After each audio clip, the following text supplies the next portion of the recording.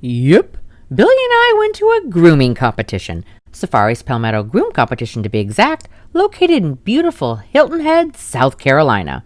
Totally out of our element, but also totally wowed by the creativity and total canine coolness. We still have a couple Jailbreak Diary episodes to share. We kept ourselves pretty darn busy during those 3 months, and now we're sharing them on our brand new channel. So be sure to like, comment down below, subscribe, and of course ring that little bell so you don't miss one of the Jailbreak Diaries or any of our new stuff. Billy and I, along with Cesar Barrera, drove to Hilton Head, South Carolina, late the night before, after spending the day playing with chickens. Yeah. We slept in a bit. That chicken fun was a little exhausting. Is that burning something? Yes, it is. My hair. But then we made our way down to the hotel's convention center to take in all of the action. After more coffee, of course, because that's what we do. Unfortunately, we arrived on the final day of the competition, but we still got to witness some pretty cool stuff, like the Salon Fantasy competition, where dogs can be groomed as over the top as the groomers would like, and any mixed breed as well as purebred dog is eligible for the competition. So this means they don't have to actually do breed-specific haircuts. Okay, so that is my judge for this class. That's Suzeko, and she was just going over my dog to see if there's anything I needed to let her know, like hair missing, because I don't want to get counted off. So say she chewed a spot in her side, I need to let her know that beforehand. Okay. So when she comes back to judge my dog when it's finished, she doesn't think I put that hole there. Okay. Oh, okay. Yeah. So, and she'll also, like, sometimes they're checking to see what the coat feels like. Okay. So that way when they come back to see my scissoring, they're going to go, oh, wow, she had really bad coat and you made it look phenomenal. You know, so that's all. That's cool. Yeah. Tiffany Hill has shared what it's all about. Like, from getting your before and after photos, which tell me it wouldn't be absolutely awesome if we could do that in the confirmation world, right? Yeah, that'll never happen. To how the actual competition works, you know, like how it's judged and what can be expected. So when it starts, like it goes by size, time frame. So I have 2 hours and 15 minutes to do this dog. Littler dogs have less time. I think it's 1 hour and 45 minutes. So everybody will start grooming, and then they'll call time, and then they'll call time on the little dogs first. Judge will go through and judge the little dogs, and then time will run out for the big dogs. Then she'll go back through and judge the big dogs. She'll make her decision, and then they'll announce the winners. Like, this is your beginning, what's the end? I joke around and I say doodled my poodle, because people always say don't poodle my doodle. So I did the opposite. So she's a standard poodle, and I grew her out. You know, poodles usually have a shaved face. I'm doing Asian fusion. So when she's done, she'll have like this cute little round muzzle. I'm going to scissor this into her head, and this will be kind of a roundish little thing right here. I'll clip her down her body and scissor her legs and leave her a long tail. Okay, so the judge, when I'm done, she's going to judge on, for this particular class, she's going to judge on cuteness, appeal. She's also going to judge my scissor work and my creativity as well for this particular class. There's also the creative class competition, where you get to see all of those really cool, fun colors. We got to meet Alyssa Cabasa and her poodle, drenched in the most amazing and creative underwater designs that wowed us from the moment we saw them. This is Alyssa, and this is the coolest thing I've ever seen. Hi, Bazooka! Oh my gosh. Okay, so this is for the creativity? Is this creative? Yeah, they call it extreme creative grooming. Okay, okay, so how long would something like this take? So we get the base colors and the shape and all that down, and it takes, like, this one took about 20 hours, but we do it in like 2-hour sessions after work. He goes and plays in daycare all day long, and then he just hops up and lays on my table, and I scissor everything So it's a process. Okay, so, and then do you color them at the end? Is it dye or is it paint or? It's vegetable-based doggy hair dye. Oh, nice. I'm here to tell you from the get-go, so there are no misunderstandings or rumors. Every single color product that is used is pet safe and human safe. So how long would that stay? Yeah, some will fade, some it's kind of a cutout kind of deal. Okay. Like the darker colors take a little bit harder or longer to fade. So Okay. Like different designs, some people when they're done with them they just shave it off because you know it's like it's gonna take a while for it to fade. Oh wow. See, that is so cool. So you design it all out. Yeah. That's amazing. And then this is my last one. Shut up. Oh, wow. That's your last one. That's amazing. That is crazy cool. Find her. This is the one side. This is a little bit older, so it's not that good. Like, it's not as touched up, but that's the one side.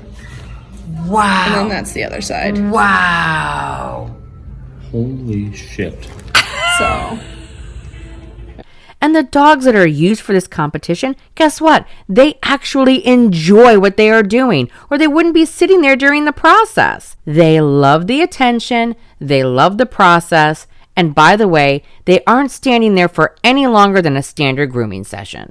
Your phone's like mine, it's loaded. I have to scroll through so much because so many people report my stuff because of the fact that they think it's abusive.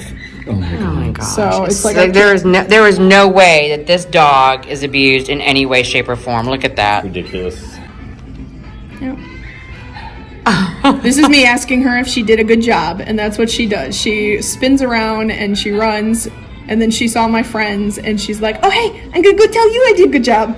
When it comes to finding a dog for this kind of competition, let me put it to you this way. It's kind of like when I breed a litter of Chihuahuas. I know which ones are best suited for the show ring, or for agility, or just being lap lovers. There are dogs and puppies that are best suited for this competition.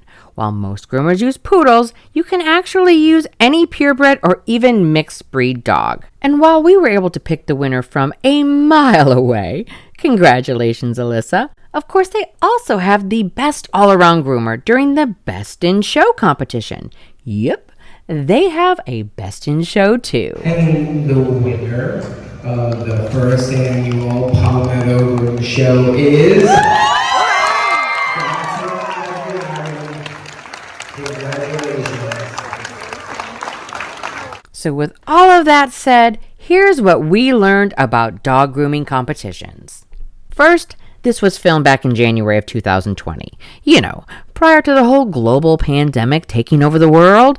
Back when you could actually go to a conformation competition every weekend if you wanted to. You can't necessarily do that with grooming because guess what? You have to grow out your dog's coat to be able to groom it. You know, you actually have to see a difference in the before and after.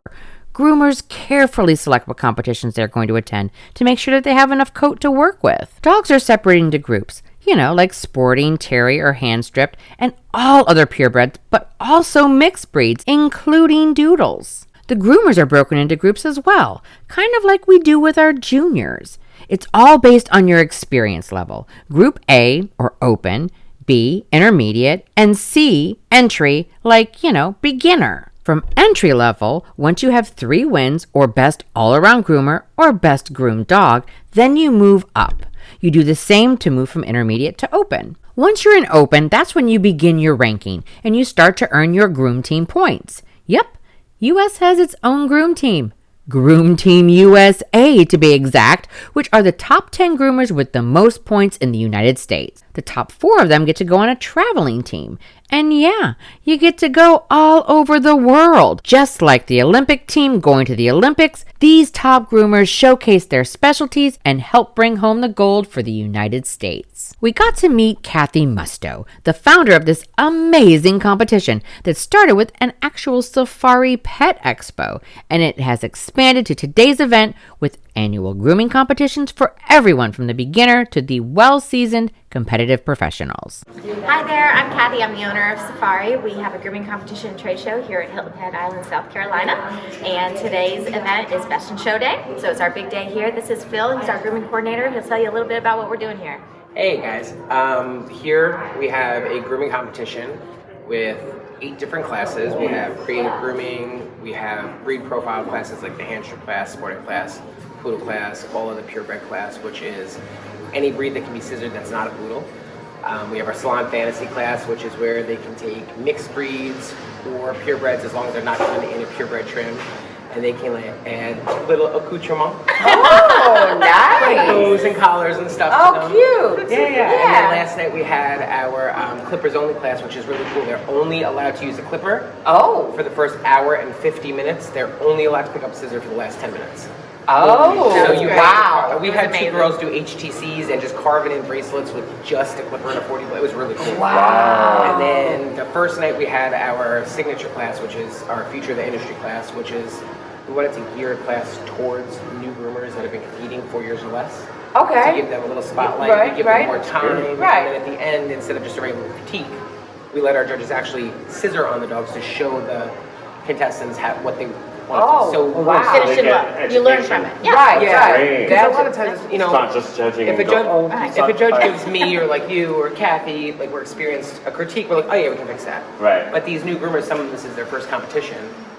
They can actually show them, look, this is what you want to do with your scissor. This is how you want to hold it. This is the angle you want to put it. Yeah, we cater. This show is we're trying to cater to new groomers, make it like a safe environment. 'Cause some of the big shows, It's probably I- intimidating. Yeah. so Right. I'm the coordinator for here, but I compete on groom team. Okay. Yeah. Number one groomer in the country, just saying. Oh, I'll throw it for you. Chihuahuas. Yeah. A lot of grooming. Yeah, I know. Lots of stripping and trimming. We'll get you in the clippers only class. Yeah, there we go. Oh boy. Then Watch out. All her long coats would be smooth. Right. Hello. Make it happen. There we go. Coming from the dog conformation world, where we are basically grooming dogs to help accentuate their virtues for what would be called a beauty pageant for dogs, grooming competitions are actually about the groomer, like just how amazingly cool and creative they are, as well as physically fit. This is like nothing I've ever seen in my life. It's amazing. It's very cool. Some of these people look 12, and I'm even impressed with the ones that are like our age or maybe older. Because no one knows how old you and I really are. Right. Except for when we tell Yes. them. But that they can still do this because it's got to kill their hands. And their backs. Yes. Like, Seriously, I'm impressed. very impressive. I want her headband. Oh, I know. We learned a lot about how grooming competitions work. I can tell you, thanks to YouTube copyright rules, we unfortunately cannot use a lot of the audio from our actual footage. But I'm here to tell you one of the awesome parts of grooming competition is the rocking music they play to keep everyone entertained and motivated during the entire process. The vendors, they were very reminiscent of those we find at conformation dog shows. We have a variety of scissors here. These are our super curves. These are great for top knots for poodles or Bichon heads. We got to see a lot of familiar faces, like Brenda Mallory of Groom. She is my go-to distributor for Chris Christensen as well as Arturo products. And if you've seen my Chihuahua grooming videos, you know just how much I love these product lines. What is your all-time favorite For groomers? for groomers? For groomers, it's gotta be these brushes. The big G and the big K, Okay. they are by far the most popular. Groomers love them. We call them our miracle brushes. They cut down the grooming time by an astronomical amount. With so many doodles now, it's the go-to brush. Very nice. Yeah.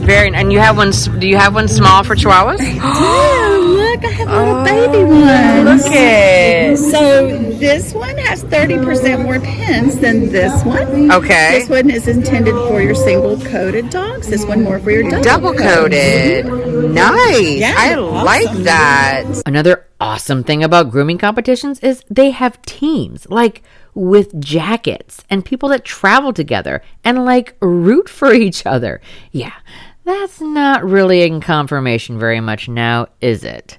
There are supportive friends and things, but a whole team with jackets? Yeah, I want that.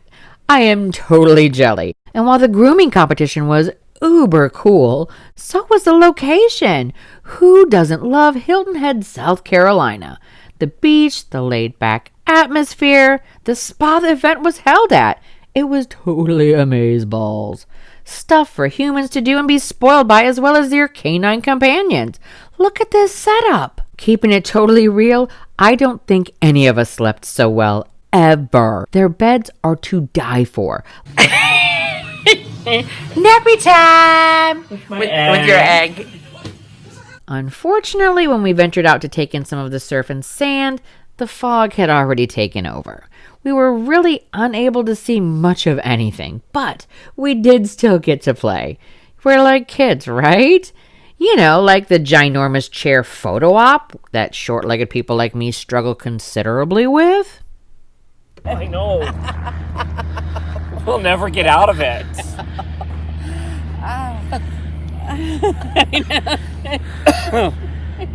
Of course, we also had to play a bit of gigantoid cornhole.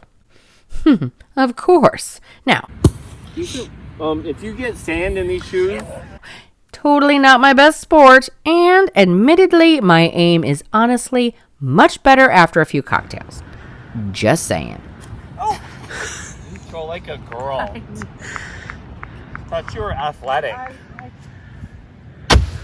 Look out. Shit. For a person that doesn't know what the hell you're doing, you're pretty darn good. Good at a lot of things. Then, of course, once we were actually able to find the beach, There's look, you can see people, or is it a mirage? I think it's a mirage. I hear the ocean, but I can't see it. Walk me into it. That's when just random dogs, and of course their owners, find us on the beach. Billy and I are truly two people that dogs gravitate to. It's been that way for me my entire life, so this was not surprising in any way. Look at my hair! No, my beard is wet. You can, feel it here. Oh my God. After getting a sneak peek at just one day of this totally cool event, Billy and I have already made plans to come back next year. And they are set for January 2021 back in South Carolina. Book your spot now. This place rocks. And with all this COVID stuff, you all need to keep an eye out for all of the latest news on the Safari Pet Expo events, because I guarantee it's going to be an awesomely good time for all.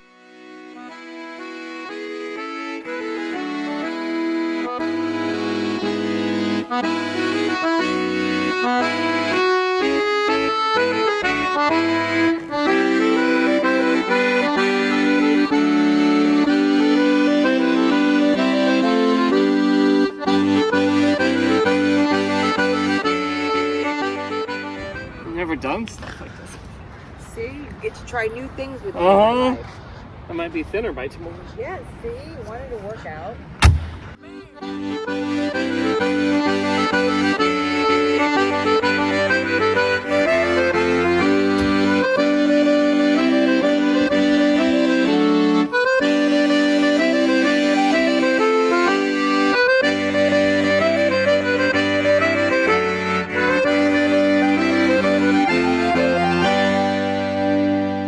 Don't hit me. Don't hit him. I won't hit him. Really? You really think I'm gonna hit him? That's true.